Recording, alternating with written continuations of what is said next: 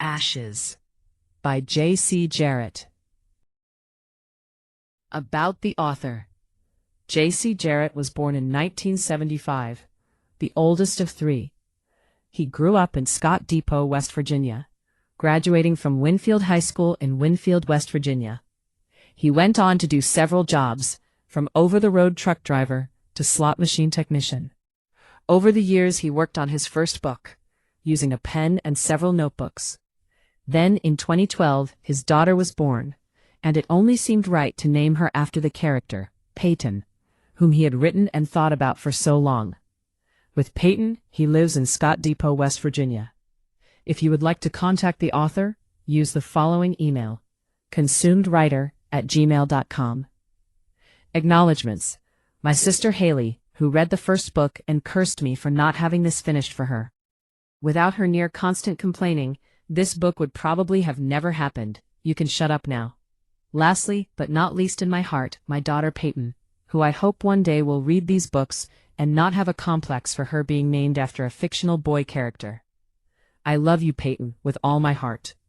For my grandmother and father, who went on ahead on the next adventure. Ashes by J.C. Jarrett. Prologue. Highborn in blood. Pain was all he knew. His slender hand clutched at his stomach in an effort to stop the tide of blood that flowed from the wound. The light from the burning house was casting dancing shadows across the ground. He managed to raise his head from the damp grass to look down at his wounded stomach with his one good eye.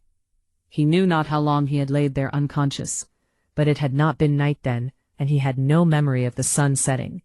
His pale skin was covered in dried blood, and his clothing was stuck fast to his stomach, seeming to act as a makeshift bandage. He assumed this was the only reason he still lived. The memory of an explosion of fire, throwing him and Peyton through a window and out of the now burning house, of how he had grabbed the hilt of his own sword that had been plunged deep into his guts by Peyton. Pulling the sword free, Jander had grasped his wound and collapsed into unconscious. Now awake, and his mental faculties returning, he remembered the small glass vial he kept on his belt. "Please do not be broken," the highborn whispered to himself. Grasping with his free hand, he opened the leather pouch on his belt, and with a smile of great pleasure found an intact glass bottle awaiting him. Slowly lifting the bottle to his eyes, the highborn stared at its liquid contents as they began to softly glow red. Placing the cork stopper in his teeth, he pulled it free of the bottle, then tipped it to his lips. He drank it all down, not leaving a drop of the glowing potion behind. Almost immediately, Jander's empty eye socket, that had been slowly weeping blood and a viscous fluid, stopped and seemed to heal as if the wound was weeks old, but still minus the eye. The hole in his belly began to mend from the inside out. Pulling, he tore his stuck hand free and watched with satisfaction as the wound knitted. Though not completely healed, the highborn was not in fear of dying now from his wounds. Slowly he raised his head and began to take in his surroundings. The Westlake house still barely stood, as the flames licked at the remaining wood. Several men lay dead about the grounds, along with the body of the young redhead girl. Jander could see no signs of life. Slowly the highborn got to his feet, then immediately stooped to retrieve his wide-bladed short sword. He looked at the weapon, still coated in his own blood.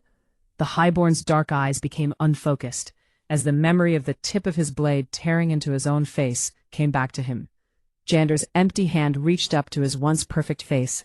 His index fingertips stopped at the scar that started at his angular chin. He traced the jagged path up his face to empty left eye socket, then into his brow, finally ending near his hairline. "Damn you, Peyton," the highborn spat in his strangely cadenced voice. Replacing the short sword on his hip, he moved toward the house, staggering at first. Then after several steps, the highborn's grace worked its way back into his movements. When he neared the house, his dark heart skipped a beat at the sight he beheld.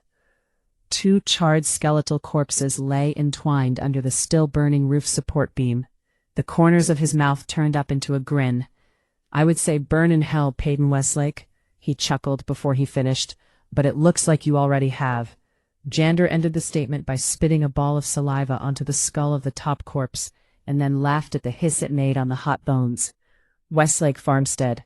Jander turned his feet that way, and began the long walk from the massacre that lay before him. The highborn, with all his skill and intuition, never noticed the set of large yellow orbs that had been watching him from the cornfield, and continued to do so as the highborn made his way along the road until out of sight.